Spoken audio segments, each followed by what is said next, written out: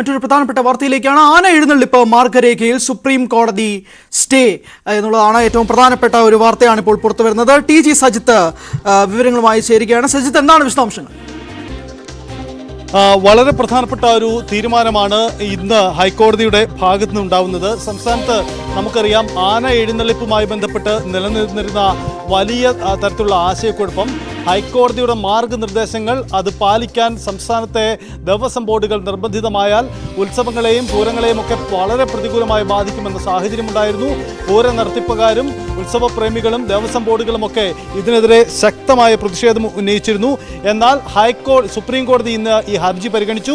Supreme കോടതിയുടെ പ്രധാനപ്പെട്ട ഇടപെടൽ ഹൈക്കോടതിയുടെ നിർദ്ദേശങ്ങൾ അത് പ്രായോഗികമല്ല, അതിന് സ്റ്റേ അനുവദിക്കുന്നു എന്നതാണ്. അതായത് സംസ്ഥാനത്ത് ആന എഴുന്നള്ളിപ്പുമായി ബന്ധപ്പെട്ട് ഹൈക്കോടതി മുന്നോട്ട് വെച്ച മാർഗനിർദ്ദേശങ്ങൾ നിലനിൽക്കില്ല എന്ന വിലയിരുത്തലിലേക്ക് സുപ്രീം കോടതി വരുന്നു എന്ന വളരെ പ്രധാനപ്പെട്ട തീരുമാനമാണ്. അങ്ങനെയെങ്കിൽ ദേവസ്വം ബോർഡുകൾക്ക് മുന്നിൽ അവർക്ക് വലിയ ആശ്വാസകരമായ തീരുമാനമാണ് ഉണ്ടാവുന്നത്. തിരുവമ്പാടി, പാറമേക്കാവ് ദേവസ്വങ്ങളാണ് സുപ്രീം കോടതിയെ സമീപിച്ചത്. 2012 ചട്ടങ്ങൾ പ്രകാരമായിരിക്കണം എഴുന്നള്ളിപ്പ് എന്നതാണ് അവർ മുന്നോട്ട് വെച്ച വാദം. ഇത് സുപ്രീം കോടതി അംഗീകരിച്ചു എന്നതാണ് നിലവിലെ സാഹചര്യം. അതായത് ആന എഴുന്നള്ളിപ്പുമായി ബന്ധപ്പെട്ട് അടുത്തിടയ്ക്ക് ഹൈക്കോടതി മുന്നോട്ട് വെച്ച മാർഗനിർദ്ദേശങ്ങൾ അത് പ്രായോഗികമല്ല എന്നതാണ് ഇക്കാര്യത്തിൽ സുപ്രീം കോടതി പ്രാഥമികമായി തന്നെ നടത്തിയിരിക്കുന്ന വിലയിരുത്തൽ. കേന്ദ്ര സംസ്ഥാന സർക്കാരുകൾക്ക് നോട്ടീസ് അയച്ചു. ചട്ടങ്ങൾ പാലിച്ച് എഴുന്നള്ളിപ്പ് നടത്താം എന്ന് തന്നെയാണ് സുപ്രീം കോടതിയുടെ വിധി.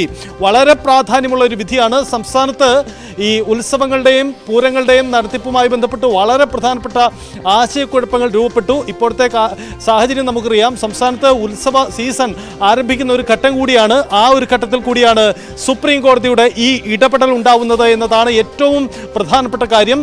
സംസ്ഥാനത്തെ ഏറ്റവും പ്രധാനപ്പെട്ട ഉത്സവമായ ഈ തൃശ്ശൂർ പൂരത്തിൻ്റെ നടത്തിപ്പ് തന്നെ പൂർണ്ണമായും പ്രതിസന്ധിയിലായി പോകുന്ന സാഹചര്യമുണ്ടാവും. അത് മുന്നിൽ കണ്ടുകൊണ്ടാണ് ഈ പാറമേക്കാവ്, തിരുവമ്പാടി ദേവസ്വങ്ങൾ ഇത് സുപ്രീം കോടതിയിലേക്ക് പോയത്.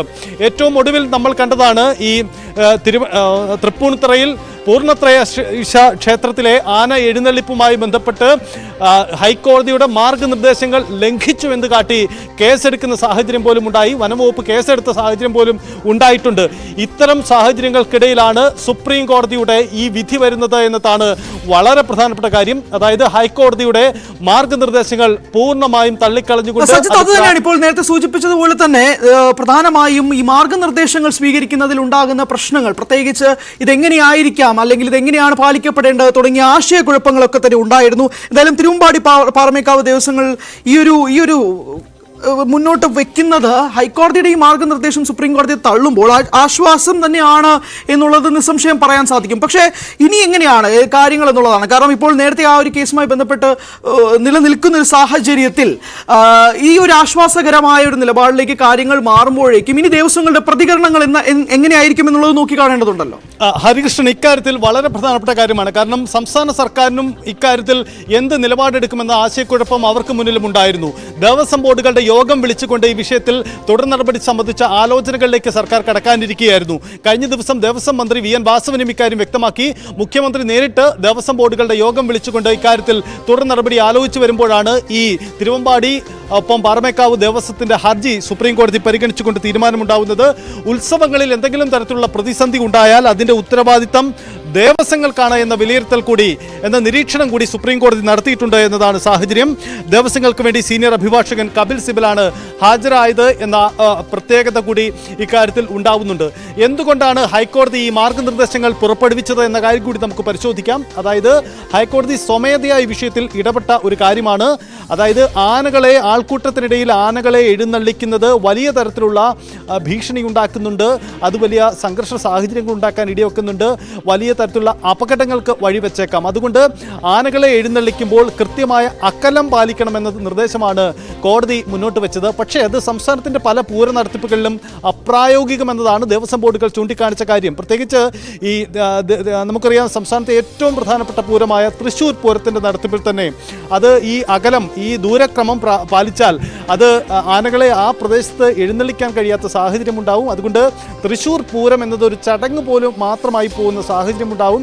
സംസ്ഥാനത്തെ പല പ്രധാനപ്പെട്ട പൂരങ്ങളുടെയും അവസ്ഥയും അതുതന്നെയാവും. കാരണം ദേവസ്വം ക്ഷേത്രങ്ങളോട് ചേർന്നുള്ള ആന എഴുന്നള്ളിക്കുന്ന ഇടങ്ങളിൽ ഈ ദൂരക്രമം പലയിടത്തും പാലിക്കാൻ കഴിയാത്ത സാഹചര്യമുണ്ട്. അതുകൊണ്ട് തന്നെ പൂരങ്ങൾ പോലും നിലച്ചു പോകുന്ന സാഹചര്യമുണ്ടാകും. ഇതൊക്കെയാണ് ദേവസ്വങ്ങൾ ചൂണ്ടിക്കാണിച്ച കാര്യം. ഇത് തിരുവമ്പാടി പാറമക്കാവ് ദേവസ്വങ്ങളുടെ മാത്രം പ്രശ്നമല്ല. ഈ സംസ്ഥാന സർക്കാരിൻ്റെ സമാന്തര സംവിധാനമായ ദേവസ്വം ബോർഡുകൾ നിയന്ത്രിക്കുന്ന, അതായത് തിരുവിതാംകൂർ ദേവസ്വം ബോർഡായെങ്കിലും കൊച്ചി ദേവസ്വം ബോർഡായെങ്കിലും മലബാർ ദേവസ്വം ബോർഡ് അടക്കമുള്ള ദേവസ്വം ബോർഡുകളെ ഒരേ തരത്തിൽ ബാധിക്കുന്ന ഒരു പ്രതിസന്ധിയാണ്. അതുകൊണ്ട് എല്ലാവർക്കും തുല്യമായ ആശങ്ക ഇക്കാര്യത്തിലുണ്ടായിരുന്നു. ഇതൊടുവിലാണ് ഇപ്പോൾ കോടതിയിലെത്തി സുപ്രീം കോടതിയിൽ നിന്നും ആദ്യമായി തന്നെ അനുകൂലമായൊരു തീരുമാനമുണ്ടാവുന്നത്. എന്തായാലും ഹൈക്കോടതിയുടെ മാർഗനിർദ്ദേശങ്ങൾ നടപ്പാക്കേണ്ടതില്ല, നിലവിലുണ്ടായിരുന്ന രീതിയിൽ മുന്നോട്ട് പോകാം. 2012 രീതി തന്നെ അനുസരിച്ച് നിലവിലെ രീതിയിൽ തന്നെ മുന്നോട്ട് പോകാം. പക്ഷേ ഇതിനപ്പുറത്തേക്ക് സുപ്രീം കോടതി മറ്റെന്തെങ്കിലും നിർദ്ദേശങ്ങൾ നൽകിയിട്ടുണ്ടോ എന്ന കാര്യം കൂടി പ്രധാനപ്പെട്ടതാണ്. എന്തായാലും അതിന്റെ വിശദാംശങ്ങൾ പുറത്തു വരേണ്ടതുണ്ട്. കാരണം ഇത് ഈ ദൂരപരിധി പാലിക്കണം എന്ന ഒരു മാർഗനിർദ്ദേശം ഹൈക്കോടതി മുന്നോട്ട് വെച്ചതിന്റെ അടിസ്ഥാനം. ഞാൻ തിരികെ എത്താം. ഇപ്പോൾ പാറമേക്കാവ് ദേവസ്വം സെക്രട്ടറി രാജേഷ് മേനോൻ ചേരുന്നുണ്ട്. രാജേഷ്, നിങ്ങൾക്ക് ആശ്വാസകരമായ ഒരു സ്റ്റേ ആണ്, ഒരു ഉത്തരവാണ് സുപ്രീം കോടതിയുടെ ഭാഗത്തു നിന്നും ഉണ്ടായിട്ടുള്ളത്. നിങ്ങൾ ഉദ്ദേശിച്ച അല്ലെങ്കിൽ നിങ്ങൾ മുന്നോട്ട് വെച്ച ആശങ്കകൾ ഒരു പരിഹാരം ഒരു സ്റ്റേ എന്ന രീതിയിലേക്ക് കാര്യങ്ങൾ മാറുമ്പോഴെന്നാണ് ഇപ്പോഴത്തെ ആദ്യ പ്രതികരണം എങ്ങനെയാണ്?